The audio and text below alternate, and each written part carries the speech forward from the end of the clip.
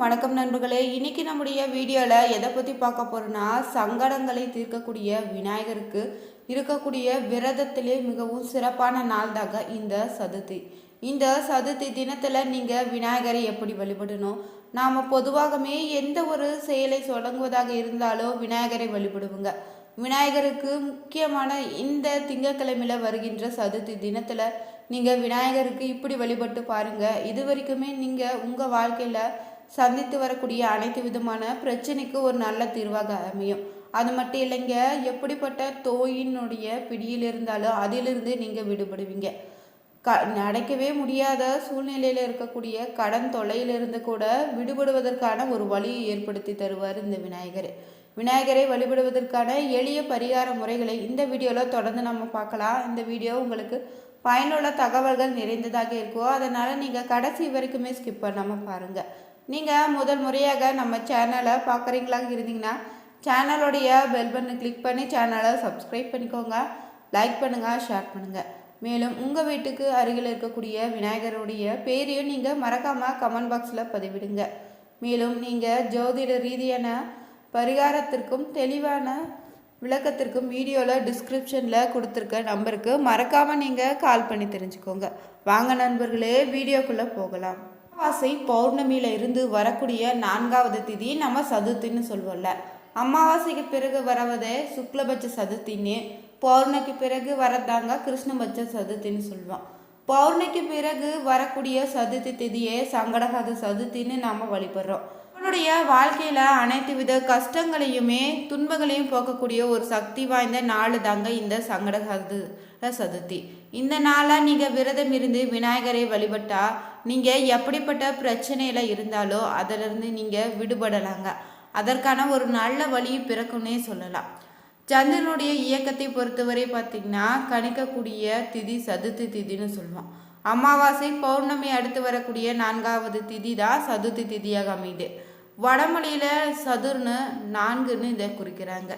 ஒவ்வொரு 15 நாளுக்கு ஒரு முறை தாங்க சந்திரனுடைய சுழற்சியால் சதுர்த்தி திதி வருது.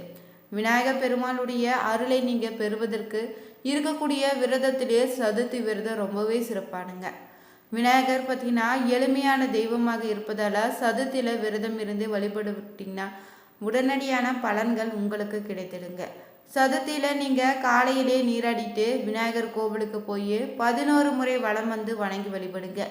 அருகம்புல், வெள்ளருக்கம் ஆகியவை மட்டுமே போதுங்க. விநாயகருக்கு மாலை கட்டி போட்டாலே முடிந்தவரை அன்று நாள் முழுவதும் நீங்கள் உபவாசமாக இருந்து வழிபட்டால் உங்களுடைய வேண்டுதல் பார்த்தீங்கன்னா விரைவாக நிறைவேறுங்க.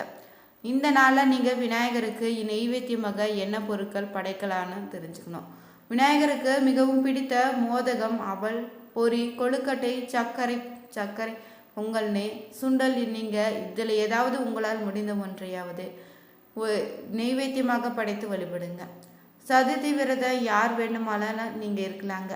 குறிப்பாக குழந்தை இல்லாதவங்க, நோய் உள்ளவங்கன்னே நல்ல வேலை கிடைக்க நினைப்பவங்க, பலவிதமான வாழ்க்கையில் கஷ்டத்தை அனுபவித்து கொண்டிருப்பவங்களோ இந்த விரதத்தை கடைபிடித்து பாருங்க.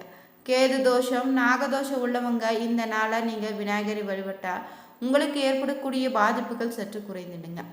சதுர்த்தி நாளில் நீங்கள் விரதம் இருந்து விநாயகரை வழிபட்டு வந்தீங்கன்னா குழப்பங்கள் அகன்றிடும். வாழ்வில் எப்படிப்பட்ட கஷ்டங்களும் கிரகதோஷங்களும் விலகிடுங்க. சங்கடங்களும் நீங்கிடுன்னே சொல்லலாம். காரிய தடை நீங்கிடுங்க. சகல விதமான சௌபாக்கியங்களும் உங்களுக்கு ஏற்படுத்தி தருவார். எந்த நேரத்தில் விரதத்தை துவங்கலான்னு தெரியுமாங்க? சதுர்த்தி திதியில் துவங்கியதில் இருந்து நீங்கள் விரதத்தை துவங்கலாம். இல்லைன்னா சதுர்த்தியில் காலையிலே நீங்கள் விரதத்தை இருக்கலாங்க. மாலையில் விநாயகர் கோவிலுக்கு நடக்கக்கூடிய பூஜையில் நீங்கள் கலந்து கொண்டு பிறகு நீங்கள் விரதத்தை நிறைவு செய்துக்கலாம். விநாயகருடைய அகவல் படிக்கலாங்க. இந்த நாளில் விரதம் இருக்கும்போது நீங்கள் காலை மாலைன்னு இருவேளையுமே உங்கள் வீட்டு பூஜை அறையில் விநாயகர் படத்துக்கு முன்னாடி விளக்கேற்றி மலர்களோ அருகம்புல் சூட்டி வழிபடுங்க. விநாயகருக்கு உரிய மந்திரங்களையும் பாடல்களை பாடி நீங்கள் தீபதூப ஆராதனை காட்டி பூஜை செய்யலாம். அருகம்புல், வெள்ளருக்கு, மஞ்சள், சந்தனம், குங்குமண்ணே வாசனை மலர்கள், தும்பை பூ சூடலாங்க. 21 வகையான இலைகளில் மலர்கள், பழங்கள் கொண்டு நீங்கள் விநாயகரை வழிபடுவது அது விசேஷமான பலன்களை ஏற்படுத்தி தருங்க. நெருப்பு சம்பந்தமான காரியங்களை சதுர்த்தி நாளில் நீங்கள் செய்த வெற்றி உங்களுக்கு கிடைத்திடும். கடன்கள் அடைக்க நீண்ட கால பகை சமரசம் பேச வேத சாஸ்திரங்கள் கற்பதற்கு உரிய நாளாக சதுர்த்தி திதி அமைதுங்க. சதுர்த்தி திதியில நீங்க விநாயகரையும் யமதர்மனுக்கு உரிய திதியாகவும் இருப்பதால நீங்க திருமணம் போன்ற சுப காரியங்கள் செய்ய ஏற்றதில்லைங்க. முற்காலத்துல மன்னர்கள் போர் துவங்குவதற்கு எதிர்களை வீழ்வதற்கும் தான் விஷ சாஸ்திரம் பயன்படுத்துவதற்காக மட்டும்தான் அக்னி பயன்பாட்டிற்கு இந்த நாளை பயன்படுத்தியிருக்காங்களாம். பெண்கள் தாராளமாக சதுர்த்தி விரதம் நீங்க இருக்கலாம். ஆடி மாதத்துல வரக்கூடிய நாக சதுர்த்தின்னு பெண்கள் விரதம் இருந்து வழிபட்டீங்கன்னா நாகதோஷம், திருத்தடை, குழந்தை பாக்கியம் இல்லாதிருப்பது போன்ற பிரச்சனைகள் சரியாகிடுங்க. குழந்தைகள் பார்த்தீங்கன்னா கல்வியில சிறக்க கிரகதோஷங்கள் விலகன்னு குறிப்பாக கேது நாக தோஷத்துல உள்ளவங்க சதுர்த்தி விரதம் இருந்து வழிபட்டு வந்தீங்கன்னா நல்ல விதமான பலன்களை ஏற்படுங்க. குழந்தை இல்லாதவங்களும் செய்யும் தொழில தடைகள் இருந்து வந்துச்சுன்னா இந்த விரதத்தை நீங்க மேற்கொண்டினா பலன் உங்களுக்கு ஏற்படுங்க. சதுர்த்தி விரதம் பார்த்தீங்கன்னா மிகவும் சிறப்பான பலன்களை ஏற்படுத்தி தருங்க. சங்கடஹர சதுர்த்தி வழிபாடு அதன் பெயரிலே உள்ளது போலதாங்க நம்முடைய சங்கடங்களையெல்லாம் முழுவதுமாக தீர்க்கக்கூடிய ஒரு வழிபாடாக இருக்குது. ஒவ்வொரு நாளில் வரக்கூடிய ஒவ்வொரு சதுர்த்தியும் சிறப்பான பலனை ஏற்படுத்தி தரும். அந்த வகையில் பார்த்தீங்கன்னா திங்கக்கிழமையில வரக்கூடிய சங்கடகால சதுர்த்தியும் சிறப்பான பலன்களை ஏற்படுத்தி தருங்க. இந்த நாளில் நீங்கள் விநாயகரை எளிமையான முறையில் உங்கள் வீட்டிலேயே எப்படி வழிபாடு செய்வதா மூலம் உங்களுடைய சங்கடங்களும் துன்பம் துயரம் அணைந்து நீங்கி கடன் பிரச்சனையிலிருந்து விடுபட ஒரு நல்ல வழிபாடு முறையை நம்ம தெரிஞ்சுக்கலாம். சங்கடஹர சதுர்த்தி தினத்தில் மாலை 5:30 மணிக்கு மேலே துவங்கி அடுத்த நாள் மாலை 6 மணி வரை இருக்குது. சதுர்த்தி வழிபாடு பார்த்திங்கன்னா மாலை 6 மணிக்கு மேலே செய்யக்கூடியது தாங்க. இந்த வழிபாட்டை இந்த நாளில் மாலை 5:30 மணிக்கு மேலே நீங்கள் செய்தால் சிறப்பான பலன்களை ஏற்படுத்தி தருங்க. இந்த வழிபாடு செய்வதற்கு உங்கள் வீட்டில் இருக்கக்கூடிய விநாயகர் படத்தை துடைத்து நீங்கள் மஞ்சள் குங்குமம் பொட்டு வைத்து அதற்கு மலர்களை சூட்டி வைத்தாலே போதும். விநாயகருக்கு உகந்த அருகப்புல்லை கூட கொஞ்சம் படத்திற்கு நீங்கள் முன்பாக தீபம் ஏற்றி வைத்து வழிபடுங்க. அடுத்து நீங்கள் நெய்வேத்தியமாக ஏதேனும் செய்ய முடிஞ்சுன்னா அதையும் கூட செய்து, இல்லைன்னா ஒரே ஒரு வெள்ளை கட்டியை மட்டுமாவது வைத்து வழிபடலாம். இப்போது நீங்கள் விநாயகருக்கு முன்பாக 2 ஏலக்காய் வைத்து உங்களுடைய பண பிரச்சனை கடன் தொல்லை அனைத்தும் சங்கடங்களும் தீர வேண்டும்னு நீங்கள் மனதார நீங்கள் விநாயகரை வேண்டிக்கோங்க. அந்த வேளையில் நீங்கள் விநாயகரனுடைய அகவல் படிக்கணும். யார் ஒருவர் தினமும் நீங்கள் விநாயகருடைய அகவலை தொடர்ந்து படிக்கிறீங்களோ அவர்களுடைய வாழ்க்கையில் சங்கடம் என வார்த்தைக்கே வழியில்லைன்னு சொல்லுவாங்க. அப்படிப்பட்ட இந்த அகவலை இந்த தினத்தில் நீங்கள் வழிபாட்டின் போது சொன்னால் மிகப்பெரிய பலன்கள் உங்களுக்கு ஏற்படுங்க. இந்த வழிபாடு முடிந்த பிறகு நீங்கள் உங்கள் வீட்டில் அருகில் இருக்கக்கூடிய விநாயகர் ஆலயத்துக்கு சென்று வழிபாடு செய்யுங்க. உங்கள் வழிபாட்டை மேலும் பயனுள்ளதாக மாற்றுங்க.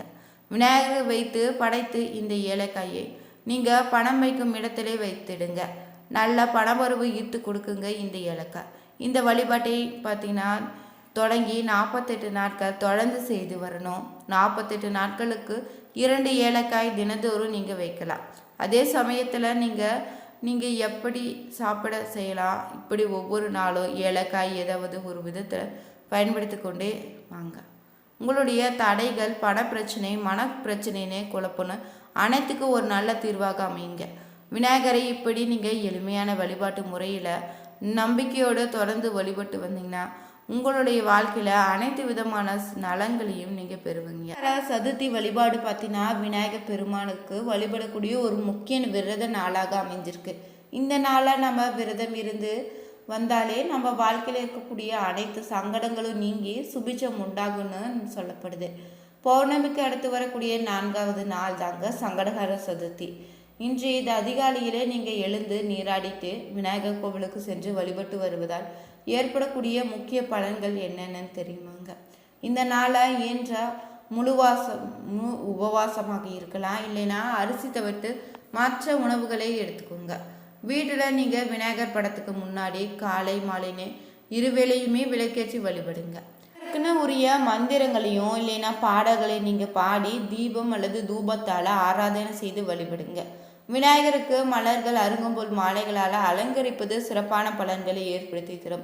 மாலை வேளையில் நிலவை தரிசனம் செய்துட்டு விநாயகரை வழிபடுவது சிறப்பான பலனை ஏற்படுத்தி தருங்க. உங்கள் வாழ்க்கையில் இருக்கக்கூடிய அனைத்து விதமான கஷ்டங்களும் நீங்கி மகிழ்ச்சி உண்டாகிடும் விநாயகரை வழிபடுவதன் மூலம். எந்த ஒரு காரியத்தை தொடங்கினாலும் அது வெற்றியாக தான் முடியும். பதிவு உங்களுக்கு பயனுள்ளதாக இருக்கும். அதனால் மறக்காமல் நம்ம சேனலுடைய பெல் பட்டனை கிளிக் பண்ணி சேனலை சப்ஸ்கிரைப் பண்ணிக்கோங்க. லைக் பண்ணுங்கள், ஷேர் பண்ணுங்கள், கமெண்ட் பண்ணுங்கள். அனைவருக்கும் நன்றி நண்பர்களே.